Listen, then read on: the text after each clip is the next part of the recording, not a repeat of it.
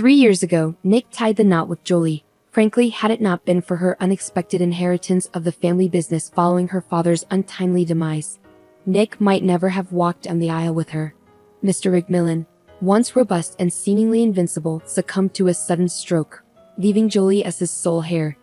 Nick, a charming but idle individual accustomed to leeching off women, couldn't help but take notice.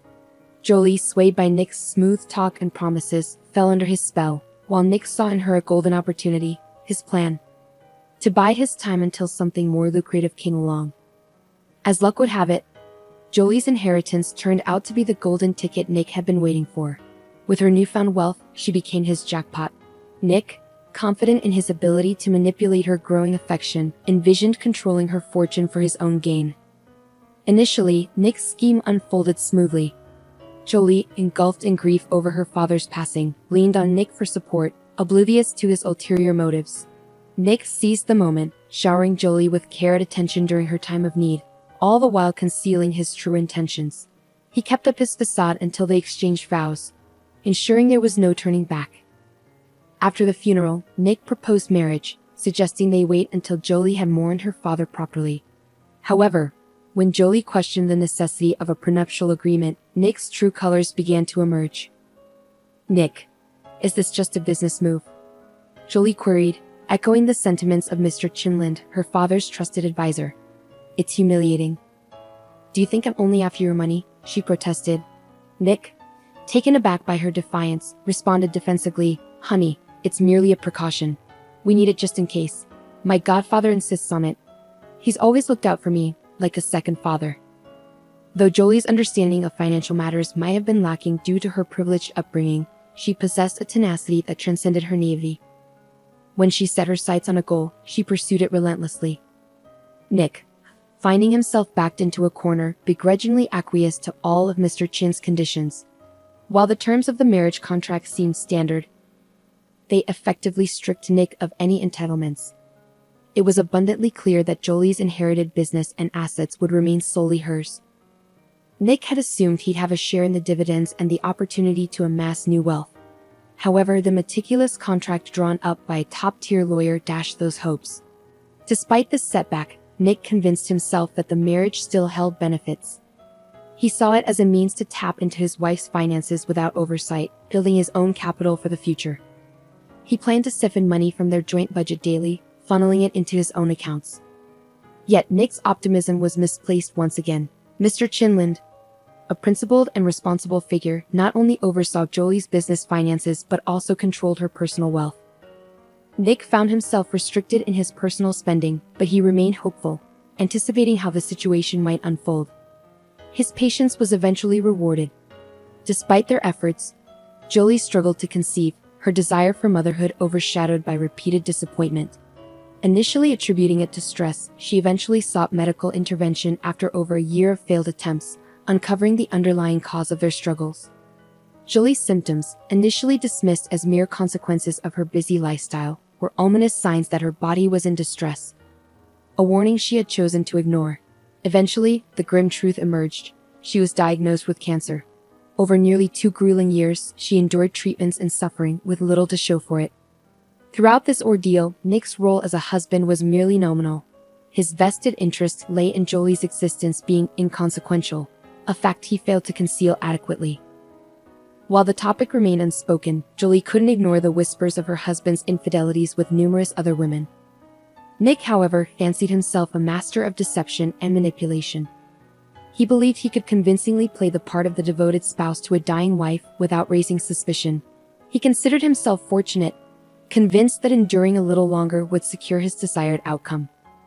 Yet Nick's reprehensible conduct became the subject of condemnation and gossip among nurses, hospital staff, and even Mr. Chinland. The latter was both furious and helpless, unable to comprehend Jolie's insistence on preserving a marriage teetering on the brink. Furthermore, the absence of a will left him deeply concerned, as it meant Nick would automatically inherit everything as Jolie's sole heir. That scoundrel stands to inherit everything, including the fruits of Jolie and her father's hard work. It would render everything they've built futile, Mr. Chinland lamented. The elderly man found himself grappling with the delicate task of broaching a sensitive subject with his goddaughter, who, until just yesterday, had exuded health and vitality but now faced an inevitable decline. With each passing moment, her time grew shorter, measured not in months but in weeks. Meanwhile, Nick's anticipation burned bright, his greedy ambitions unmasked in his eager demeanor. He saw in Jolie's looming demise not just tragedy but opportunity, a chance to rid himself of his ailing wife and secure a substantial windfall. Mr. Chinlin silently prayed that he wouldn't have to initiate the discussion about Jolie's will himself. Fortunately, his concerns were unfounded. Jolie took the initiative, revealing a secret plan that left him speechless. Her meticulous plotting, executed with a finesse and ruthlessness he never anticipated, served as a chilling reminder that revenge truly is a dish best served cold. Though Jolie's scheme required little time and effort to devise and execute, it marked the culmination of her earthly journey, allowing her to realize her deepest desires. Sadly, her loved ones did not witness a miraculous recovery. Instead, they bid farewell to Jolie as she passed away, her funeral arrangements meticulously planned and communicated with serene determination, ensuring her final wishes were carried out with precision. The day following the somber farewell ceremony, the notary summoned those named in Jolie's will for its official reading. Nick was taken aback by the unexpected news. He had been convinced that his wife had not taken the precaution of drafting such a document, assuming he would naturally inherit everything, as the law often dictates in such circumstances. Nonetheless, clinging to a glimmer of hope, he reluctantly attended the meeting, accompanied by his new mistress, the stunning Shirley. Upon entering the notary's office, Nick was surprised to find Mr. Chinland and Jolie's friend, Kurt Turgan, in attendance. However, what truly caught him off guard was the sight of Kurt pushing a stroller containing a baby boy. Despite being aware of Kurt's marital status and recent parenthood, Nick's astute instincts quickly pieced together the puzzle, revealing a hidden agenda at play, a realization that left him feeling outwitted. Nevertheless, curiosity compelled Nick to stay and discover the contents of Jolie's will, despite his growing apprehension about its potential humiliation. For what felt like an eternity, silence enveloped the room as each individual occupied their own corner, waiting in tense anticipation. No further attendees arrived, leaving the notary to prolong the preamble, emphasizing the solemnity of the occasion and the honor of carrying out the deceased's final wishes. Even then, Nick could discern from the wicked grin etched on Mr. Chinland's face that the contents of the will were a clandestine affair reserved solely for him. Finally, Nick's name was called. "To my lawful husband Nick, I deny the inheritance," declared the notary, the words ringing with a stark finality. As the brief yet impactful sentence echoed in the room, the notary turned to Nick, prompting him to confirm his understanding of its significance. With a heavy heart and a sense of profound humiliation, Nick could only nod in acquiescence. In that moment, Shirley reached for his hand, ready to defiantly depart, but Nick firmly kept her in place, ignoring her questioning gaze. Though every fiber of his being urged him to flee from the scene of his public disgrace, the drama was far from over, and the invited spectators demanded closure. With a measured pause, the notary continued. "I bequeath all my personal property to my only son, Robert Turgis, until he reaches adulthood.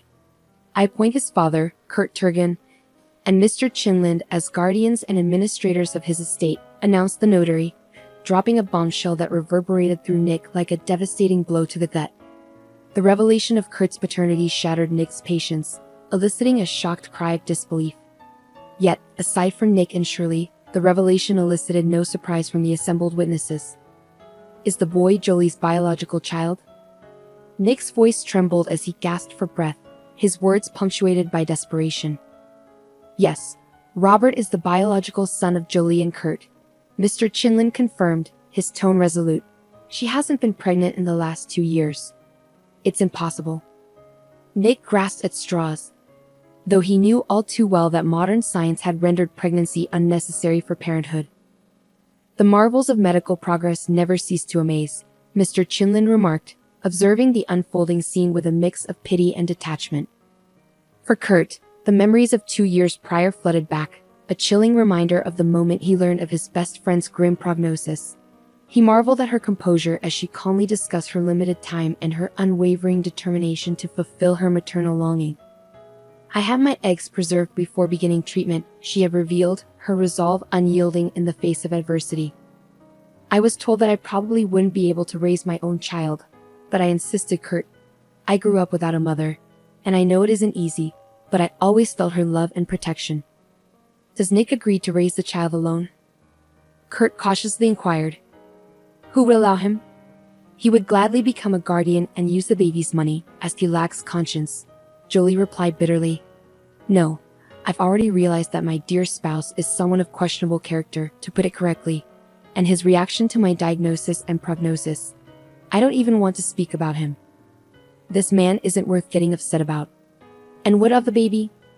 That's what I wanted to discuss with you. Jolie hesitated, a rare moment of uncertainty for her fearless demeanor. I don't know how to broach the subject delicately. Maybe there is no delicate way. In short, I would like you to be the father of my child. She exclaimed in a high-pitched voice. Are you joking? You have a husband. Kurt clearly wasn't prepared for this sudden proposition. Yes, I do have a husband, and I will have him until the day I die. I've already made that decision, Kurt. Of course, we won't sleep together. It's impossible given my current condition.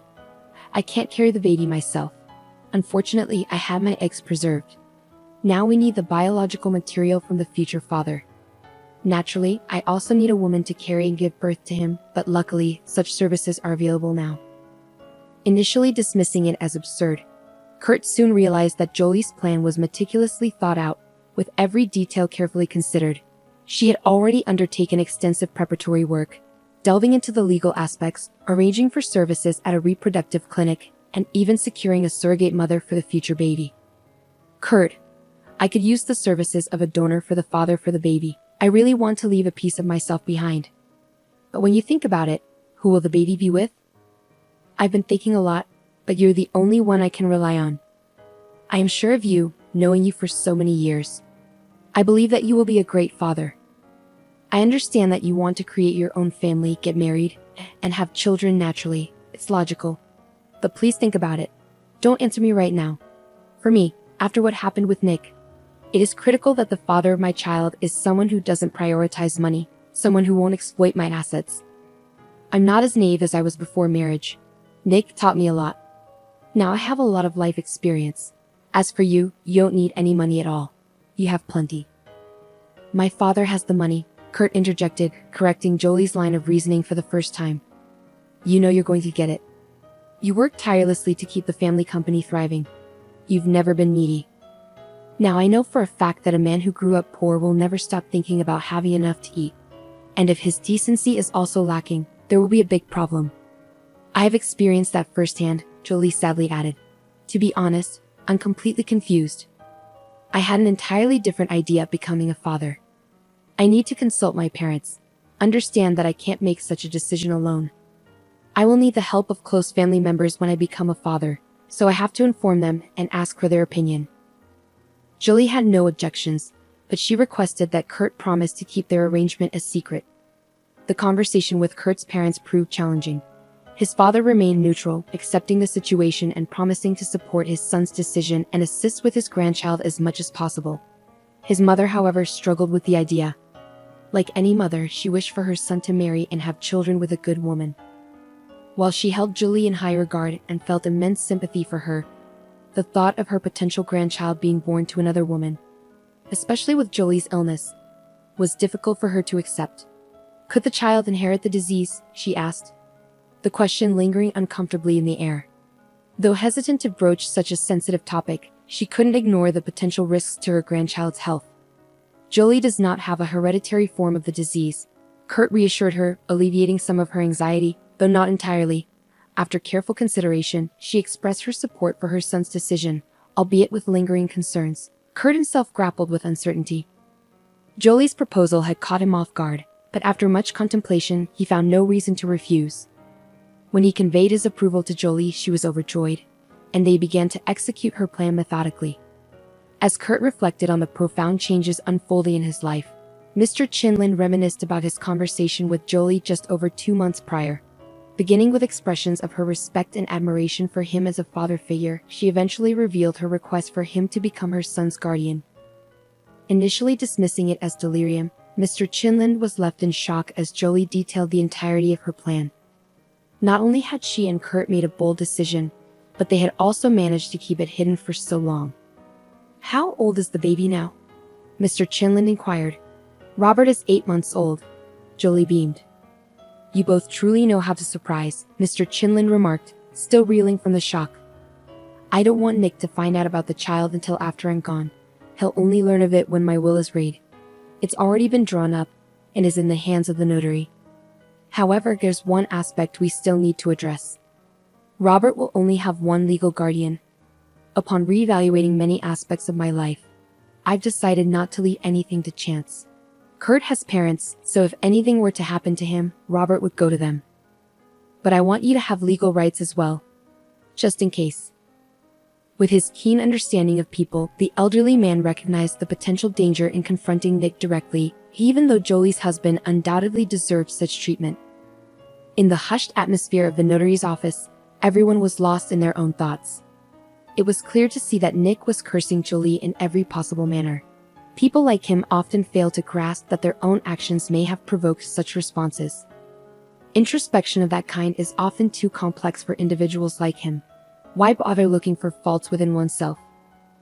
Strangely enough, it was Shirley who broke the silence. She attempted to guide her lover out by the elbow, but Nick had no intention of leaving, feeling compelled to voice his grievances. Are you certain I'm entitled to nothing? No obligatory share or whatever it's called? I am her husband after all. Nick's voice rose in protest. As per the will, you're not listed among the beneficiaries entitled to an obligatory share of the inheritance. Furthermore, I've meticulously reviewed your marriage contract. Its contents are enclosed here. The notary indicated the hefty folder before him with a firm tap. You have slim chances even with a legal challenge, though you naturally retain the right to pursue such action. I'll contest it. Who is this illegitimate child anyway? And who's to say he's really her son? Nick's outburst escalated, oblivious to the weight of his words. Kurt struggled to contain his anger, fighting the urge to strike the arrogant man. Even the typically composed Mr. Chinlin flushed with indignation. Only the notary remained as composed as ever, treating the situation as just another day at the office, unfazed by the drama unfolding before him. Can I see? Nick demanded to examine the evidence. No. You're only entitled to review the portion relevant to you. All other documents, particularly those concerning the child, can only be disclosed with the parent's consent. Naturally, the notary clarified. I do not consent, Kurt interjected firmly. So, access to those documents would only be possible through a court proceeding if the court deems it necessary to request them. That was the breaking point. Nick stormed out of the office, slamming the door behind him, determined not to let the matter rest. His mistress, however, bid farewell politely and exited quietly, closing the door behind her. Does it matter that he didn't sign the will? Mr. Chinlin inquired of the notary. There are many like him. It's merely a formality, the notary reassured him. It's almost comical if it weren't so tragic. I still can't fathom how Jolie got mixed up with him. Mr. Chinlin mused aloud, his thoughts lingering in the air as a rhetorical question. With the required paperwork swiftly signed and hands shaken, Mr. Chinlin assisted Kurt in settling little Robert into the stroller. Would you care to join us? I could use some fresh air, and it's good for the baby, Kurt invited. Certainly, I'll join you for a while. They walked in silence, the gentle rustle of the stroller wheels providing a soothing backdrop. Do you think Jolie would approve of how I'm handling everything? Kurt finally voiced the question that had been weighing on his mind. I'm certain she would. You're proving to be a remarkable father, and the bond between you and Robert is undeniable, Jolie's godfather reassured him. Truth be told, there's something that's been nagging at me. You know, I have a feeling Jolie mentioned to you that I had advised against what transpired at the notary's office, Mr. Chinlin brought up. Are you referring to the whole debacle with the will and Nick finding out about Robert? Mr. Chinlin nodded in acknowledgement. Of course, Kurt replied. I was the one who constantly brought up the conversation about that. I didn't like this idea from the very beginning. He's a nasty type, angry, stupid, and mercenary. Why provoke him? Honestly, I even contemplated telling him when the baby was already born. But Jolie was so adamant about keeping it a secret, I felt I had no right to interfere. I thought perhaps she just didn't want to deal with him herself and left these disputes to us. Seeing him today with that woman, shamelessly flaunting it, makes me question whether I made the right decision by not standing my ground. His reaction, the look on his face, it was chilling. Maybe it would have been better to confront him earlier. I believe Jolie didn't want to either. That played a part too, and the desire for revenge. She wanted to get back at him because she loved, regardless of what she claimed later. She loved deeply, and this corrupted love left her no other recourse. My poor girl, the elderly man wiped away a tear trickling down his cheek. Don't grieve for her. She asked us not to. She asked us to direct all our love, which was for her, to Robbie. Kurt comforted Jolie's godfather, while the others reminisced. Meanwhile, Nick and Shirley observed from the car, discussing the same topic. So you won't get anything at all, huh? The girl asked incredulously, blinking rapidly. You're such a fool. You heard there's no chance because of this baby. Alright, let's go. We need to salvage at least something valuable and move it to my place. 3 days later, Kurt finally gathered the courage to visit Jolie's house, only to find it deserted. He had prepared himself for a confrontation, even hiring 2 security guards for protection. But Nick had anticipated his move and already absconded with plenty of valuables. Now Nick sat alone in the cramped confines of his tiny apartment, nursing a dwindling glass of whiskey that Shirley had left him, a predictable gesture. Why would she need a loser like me? Nick mused, reflecting on how he had ended up in this dismal state. Once, women paid him for his company, but now he found himself offering money to a young, beautiful girl just to keep her around. Ironically, Nick, a gigolo past his prime, withered by his vices, refused to shoulder the blame for his circumstances. In his mind, his wife was the villain who had drained him of vitality and crushed his dreams, leaving him without the inheritance he had so eagerly anticipated. In his fantasies, he was young, handsome, successful, and fabulously wealthy. Yet Shirley's parting words had shattered these illusions. He was nothing more than a destitute drunkard lost in delusions of grandeur. Accepting this reality was a bitter pill to swallow. His grand visions of wealth and success, hinging largely on his ex-wife, crumbled like a house of cards. His aspirations of becoming a successful entrepreneur were dashed. Blinded by his pride, he failed to acknowledge his own role in his downfall. Instead, he directed his resentment towards his late wife, seeing her as the source of all his woes. For nearly 2 weeks, Nick drowned himself in a haze of alcohol, seeking solace from his harsh reality, his bitterness festering with each passing day. Then, one bleak morning, gripped by a pounding hangover, he reached a breaking point.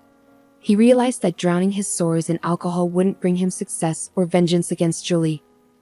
Nick felt a profound sense of humiliation. A few days prior, representatives from Mr. Chinlin had appeared, practically strong-arming Nick into surrendering his car keys and tearing up the power of attorney that Jolie had granted him. Did you not realize that the power of attorney loses its legal validity after the death of the grantor? One of the men remarked, his tone dripping with disdain. In Nick's mind, he painted himself as a saint who had never left his ailing wife's side. Conveniently, he brushed aside his own endless scheming, gambling habits, alcohol abuse, and dismissive treatment of his wife. How unfortunate that she's dead and I can't lash out at her, he had thought countless times. I barely suppressed my urge, convincing myself that my patience would be richly rewarded. Now, as he contemplated his next move, thoughts of revenge consumed him. Initially, he had entertained the idea of desecrating her grave. But upon reflection, considering what was most precious to Jolie and what would inflict the deepest anguish, he stumbled upon another answer. Robert. A surge of electricity coursed through Nick as this idea took hold in his mind. He chuckled maliciously, finally concocting his revenge plot. While many details needed ironing out, he had settled on one crucial point: he would not harm Robert. What's a mother's worst nightmare? Not being able to protect her child in times of trouble. That's precisely the fate he planned for. His imagination was ablaze with a simple yet sinister plan: to abduct the baby, whisk him away to a distant location, and abandon him at an orphanage. After a week of dwelling on thoughts of revenge, Nick found solace and satisfaction in his fantasies, if one could call them that. He hadn't smiled like this in ages. Granted, the grimace he wore might have been unsettling to some, but Jolie's husband cared little for appearances. In fact, you could say he was elated as he meticulously plotted every detail. He reveled in a sense of euphoria. Although his target was out of sight, Nick savored the mental image of Jolie's anguish at her inability to protect her child. Once he had outlined his plan in theory, Nick shifted his focus to practicalities. He needed to gather intelligence on Robert's movements and the people he encountered outside the house to pinpoint the perfect time and place for his crime. having known Kurt well in the past, and even having visited his parents' house. Nick was aware of their affluent suburban community and its heightened security. As he delved deeper into his scheme, he became acutely aware of the obstacles he would face. He couldn't predict how long he'd spend surveilling from the cover of the forest, peering through binoculars, studying the child's routines and activities. Was the risk worth the reward? Without a doubt, Nick reasoned with himself. His mental state had deteriorated significantly since the reading of the will. "She destroyed my life, and I'll destroy her child's," he muttered maliciously. In his twisted fantasies, Nick envisioned himself as a wealthy heir living off the state's provisions, while his deceased mother looked on from the afterlife, bearing the weight of blame for his misdeeds. His laughter echoed with malice, a chilling sound that would have alarmed any bystander with a shred of empathy. But history does not entertain what-ifs, and Nick was left unchecked in his pursuit of his dark ambitions. Once he set his mind on a goal, no matter how sinister, he pursued it relentlessly to its conclusion. For 2 full days, Nick didn't just watch but meticulously prepared the groundwork for his scheme. He scoured the entire area, seeking the perfect vantage point that would afford him an unobstructed view of the settlement, particularly the Turgis household, while keeping him concealed. He poured all his energy and time into finding the ideal spot, ensuring it met his stringent criteria.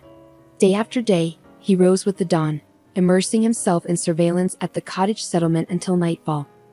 With binoculars in hand, he meticulously documented every movement, noting arrivals and departures with unwavering diligence.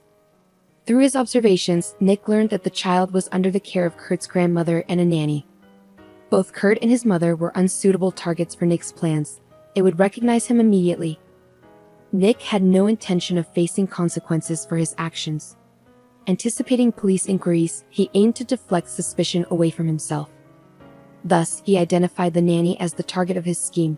She followed a predictable schedule, walking with Robert along familiar routes at set times. Luck seemed to smile upon Nick when, on a Wednesday, the nanny ventured beyond the settlement's secured confines for a daytime stroll with the sleeping baby. She followed a forest path to a clearing where she met another nanny from a neighboring settlement, her laughter carrying through the air. Recognizing an opportunity, Nick decided to limit his visits to the settlement to Wednesdays, minimizing the risk of drawing attention to himself. His plan was meticulous, akin to a well-oiled machine. Each Wednesday, like clockwork, the nanny ventured into the forest. For 4 consecutive weeks, Nick observed this routine, ensuring its consistency.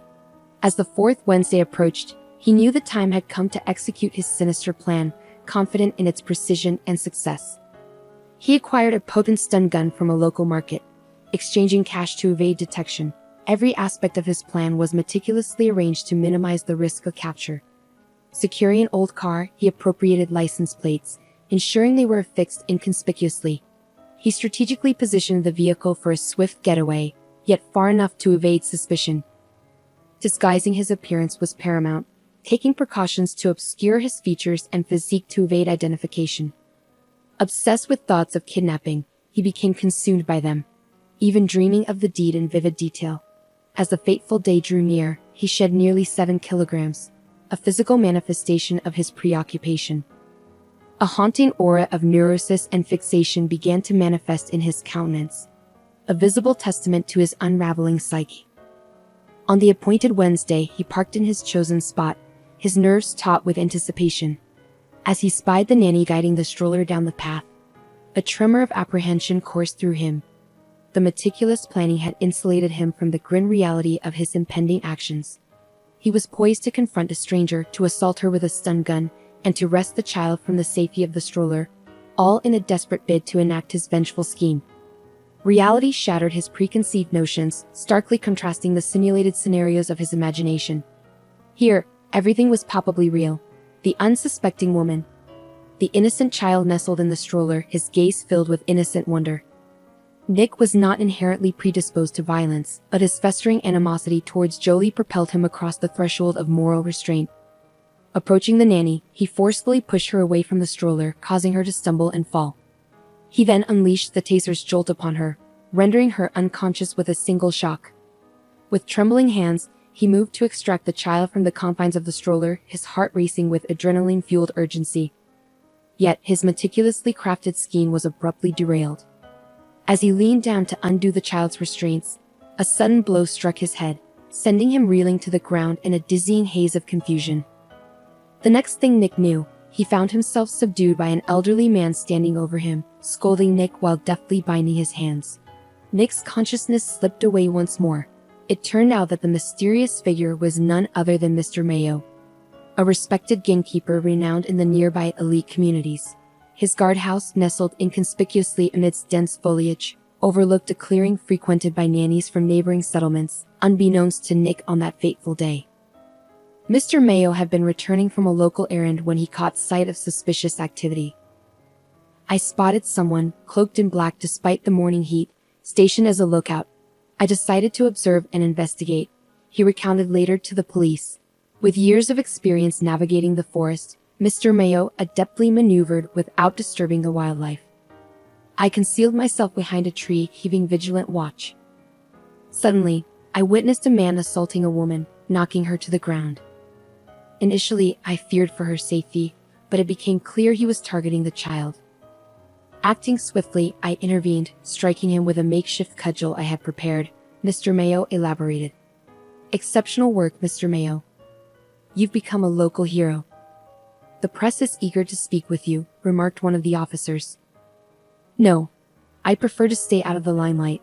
That's not my style," Mr. Mayo declined, quietly retreating to his abode via a circuitous route to evade pursuit. He considered his actions nothing out of the ordinary, believing anyone would have done the same in his position. "How could I stand by when those in need of protection were in harm's way?" he reflected. A few hours later, Kurt arrived at Mr. Mayo's house, gratitude pouring from his words. "I'm the father of the boy you saved today. He's a resilient kid. Once I held him, he settled right down. Such bravery and intelligence in those eyes. We're deeply thankful you were there when it mattered." "We can't express our gratitude enough," Kurt expressed, his voice laden with emotion after a tumultuous day. "Is there any way I can repay you?" Kurt inquired earnestly. Mr. Mayo waved off the notion with a humble smile. "No need for thanks. When a child's safety is at stake, there's no hesitation," he replied, genuinely touched by Kurt's appreciation. Yet Kurt persisted, wanting to show his gratitude. "If you insist, perhaps a new hunting suit and some provisions for my dog? Consider it done. But may I ask, was your intervention motivated by money?" Mr. Mayo's curiosity prompted him to pose the question. "Oh, sadly, it's much more complicated than that," Kurt replied, his voice tinged with regret. Mr. Mayo listened attentively, prompting Kurt to share further details of their tumultuous past. As Kurt recounted the series of events, from Jolie's illness to her unconventional parenting decision and subsequent passing, Mr. Mayo nodded in understanding. "I live somewhat isolated here, so to speak, and rarely hear such tales," he remarked. Kurt elaborated on Nick's motivations, highlighting the investigator's insight that Nick's actions were driven not solely by greed, but by a deep-seated desire for revenge. "He was consumed by it," Kurt explained. Relieved to share the complexities of the situation with an impartial listener, Kurt pondered aloud, questioning if their actions had driven Nick to the brink of madness and revenge. "If it were just about himself, I wouldn't suffer such reflexivity. But everything he and Jolie did ultimately revolved around their son," Kurt reflected. Turning to Mr. Mayo for his perspective, Kurt asked, "Do you think we played a role in pushing him to this point? Are we responsible for his desire for revenge?"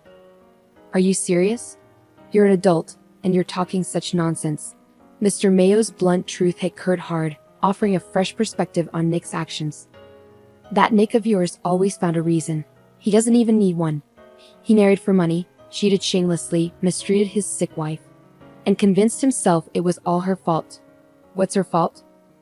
For retaliating once? For losing patience? For not enduring it?"